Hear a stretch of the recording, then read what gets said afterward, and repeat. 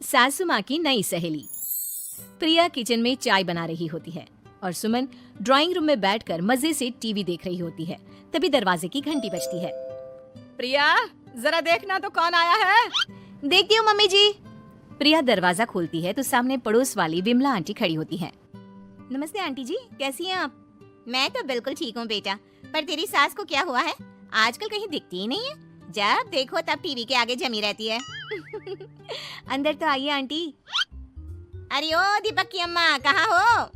अरे विमला, आओ आओ, क्या बात है, बड़े दिन बाद याद आई तुम्हें मेरी। मैं तो हमेशा ही तुम्हें याद करती हूँ, पर तुम ही गायब रहती हो और आजकल तो बाहर भी नहीं आती जाती। तबीयत तो ठीक है ना तुम्हारी? अरे तबीयत को क्या होना है, इस उम्र में तो कुछ ना कुछ लगा ही रहता है। मेरी छोड़ो, तुम ये बताओ कि क्या चल रहा है गली मोहल्ले में। तुम गली मोहल्ले की छोड़ो, चल तो तुम्हारे पड़ोस में रहा है। तुम्हारी नई सहेली आई है। मेरी कौन सी नई सहेली? मैं तो यहाँ बस तुमसे बातचीत कर लेती हूँ या फिर बाजू वाली शर्मा की बहू से 2-4 बातें कर लेती हूँ। इसीलिए तो कहा कि तेरी नई सहेली आई है। अब कोई पड़ोस में आया है तो बात तो होनी ही है। कम से कम इसी बहाने हमारा भी एक ग्रुप बन जाएगा। फिर सब मिलकर अपनी बहुओं की शिकायतें किया करेंगे। दोनों हंसने लगते हैं। तभी प्रिया चाय लेकर आती है और सामने टेबल पर रख देती है। दोनों चाय पीती हैं और बातें करते हैं। चलो मैं चलती हूँ, अब कल मिलते हैं। राम राम। अगले दिन प्रिया किचन में कुछ काम कर रही होती है और सुमन आराम से सोफे पर बैठकर मटर छिल रही होती है। तभी डोरबेल बजती है। प्रिया दरवाजा खोलती है तो सामने उनकी नई पड़ोसन खड़ी होती है। जी, आप कौन? मैंने पहचाना नहीं। नमस्ते बेटा, मैं शारदा, आपके बगल वाले घर में अभी 2-4 दिन पहले ही शिफ्ट हुए हैं। ओह अच्छा अच्छा अच्छा, नमस्ते आंटी, अंदर आइए ना आप। देखिए तो मम्मी जी, आज कौन आया है। इतना कहकर प्रिया किचन में चाय बनाने चली जाती है।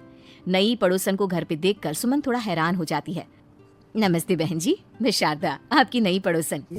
अच्छा अच्छा, आप हैं हमारी नई पड़ोसन। आइए आइए, और बताइए कैसी हैं आप? जी बिल्कुल ठीक हूँ। वो दरअसल घर पर छोटी सी पूजा रखवाई थी, बस उसी का प्रसाद देने चली आई। सोचा इसी बहाने नए पड़ोसियों से भी मुलाकात हो जाएगी। ये तो बहुत अच्छा सोचा आपने। सुमन प्रिया को आवाज लगाती है। अरे ओ बहू, जरा चाय पानी का तो आके पूछ लो। ये आजकल की बहुएं भी ना, जब तक बोलो नहीं तब तक कुछ नहीं करेंगी। आई मम्मी जी। प्रिया चाय लेकर आती है। दोनों बैठकर चाय पीती हैं और खूब सारी बातें करती हैं। अच्छा बहन जी, अब मैं चलती हूँ, फिर मिलते हैं। अब तो आना जाना लगा ही रहेगा। शारदा के जाने के बाद प्रिया किचन से बाहर आती है। क्या बात है मम्मी जी, आप दोनों को देखकर तो लगा ही नहीं कि पहली बार मिल रही हो। आप दोनों तो बिल्कुल बिछड़ी हुई सहेलियों की तरह बातें कर रही थी। अरे जब 2 औरतें मिल जाती है ना, तो बातें अपने आप ही निकल आती है। अब तू अपने काम पर ध्यान दे, बातों पे नहीं। ऐसे ही कुछ दिन बीत जाते हैं। अब सुमन और शारदा अच्छी सहेलियां बन गई होती हैं। दोनों एक साथ मंदिर जाती, मार्केट जाती और कभी कभी तो विमला भी इनके साथ मिलकर खूब हंसी ठिठोली करती। एक शाम तीनों बैठकर सुमन के घर पर चाय पी रही होती हैं कि तभी बहुत तेज बारिश शुरू हो जाती है। सुमन जोर से प्रिया को आवाज लगाती है। प्रिया, ओ प्रिया, देख कितनी तेज बारिश हो रही है। जाके छत से सारे कपड़े ले आ, नहीं तो सब भीग जाएंगे। सुमन 2 बार आवाज लगाती है लेकिन प्रिया का कोई जवाब नहीं आता। शायद प्रिया कुछ काम कर रही है, इसीलिए कुछ जवाब नहीं दे रही। अरे काहे का काम, आराम फरमा रही होगी महारानी। तभी प्रिया बीमार हालत में अपने कमरे से बाहर निकलती है। हाँ मम्मी जी, क्या हुआ? मेरी तबीयत थोड़ी ठीक नहीं है ना, इसलिए आग लग गई।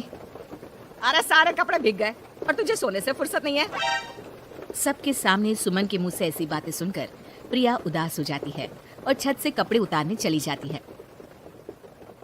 सुमन, ये क्या बात हुई? प्रिया ने बताया ना कि उसकी तबीयत ठीक नहीं, इसलिए उसकी आंख लग गई। तुम भी ना खामखा उसे सबके सामने सुना दिया। अरे आप नहीं जानती शारदा जी, कुछ बहुएं ना बहुत आलसी होती है, घर का एक काम नहीं करना चाहती। ऐसा नहीं है सुमन, तुम्हारी बहू तो बहुत प्यारी है, तुम्हारी सारी बात भी तो मानती है। हाँ सुमन, तुम प्रिया के बारे में ऐसा क्यों सोचती हो? मेरी भी 2 बहुएं हैं, लेकिन मैं उन्हें अपनी बेटियों की तरह रखती हूँ। आखिर वो भी तो किसी की बेटियां ही है ना।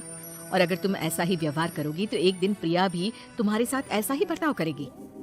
शारदा और विमला की बातें सुनकर सुमन की तो बोलती बंद हो जाती है।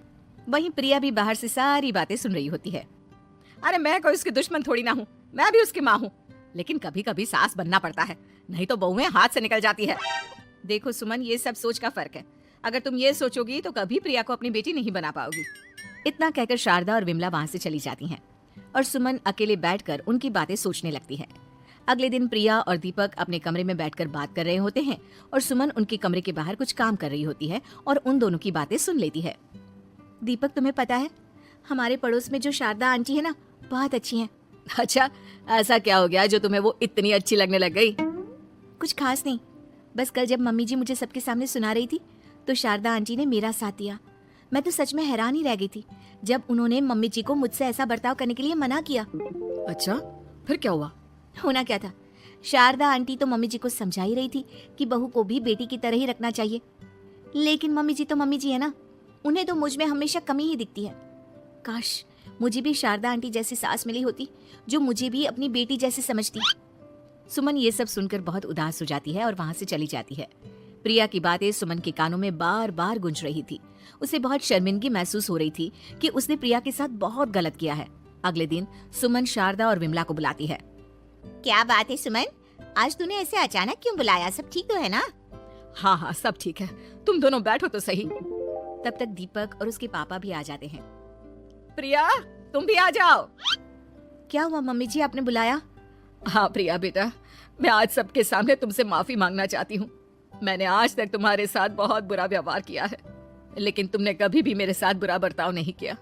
मुझे अपनी गलती का एहसास हो गया है, हो सके तो मुझे माफ कर देना। प्रिया अपनी सास की बातें सुनकर हैरान हो जाती है।